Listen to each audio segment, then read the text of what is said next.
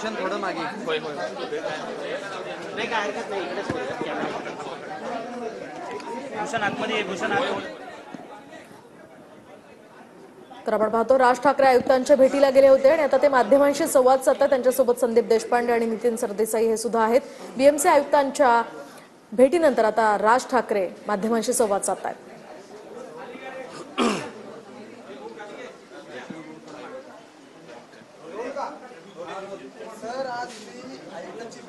तू एक तर मायाशी बोल किंवा फोनवर बोल.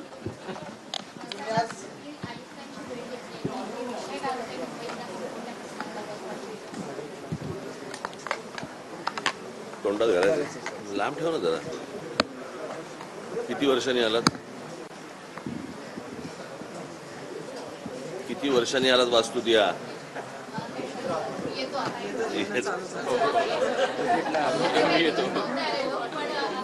हल्ली बजेटला पण आलो होतो.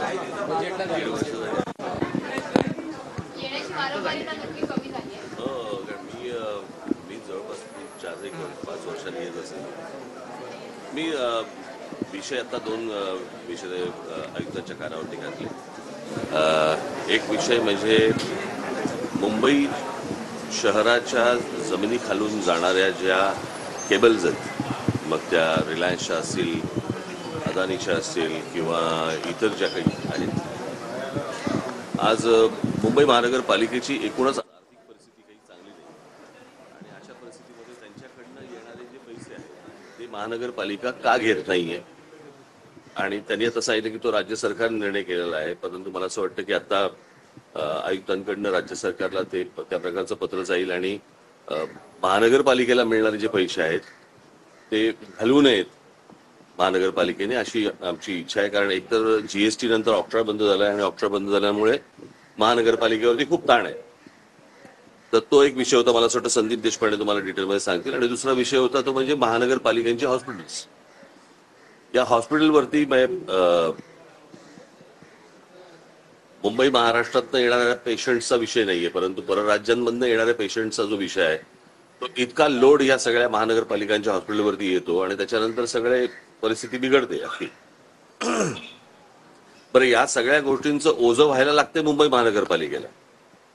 म्हणजे इतर राज्यांमधनं येणाऱ्या पेशंट्सना, ते काय पेशंट नको किंवा हवेत हा विषय नाहीये, परंतु इतर राज्यांमधले येणारे जे पेशंट्स आहेत त्या महानगरपालिका तिकडची लोक ही काही मुंबई महानगरपालिकेला काही पैसे देऊ करते का, की नुसतेच फक्त आपण पेशंट बघायचे आणि आपल्या शहरावरचा किंवा हॉस्पिटलवरचा लोड वाढवायचा आहे. या दृष्टिकोनात काही काही काय म्हणतात त्याला वेगळे चार्जेस काही करता येतील का, कसे करता येतील किंवा काय, या दृष्टिकोनात आता आमचं बोलणं झालं.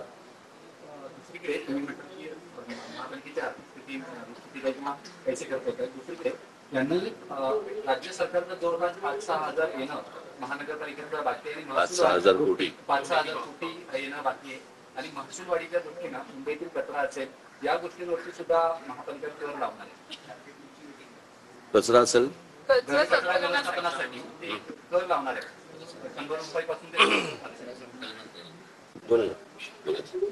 आमचं तेच म्हणणं आहे या सगळ्यामध्ये की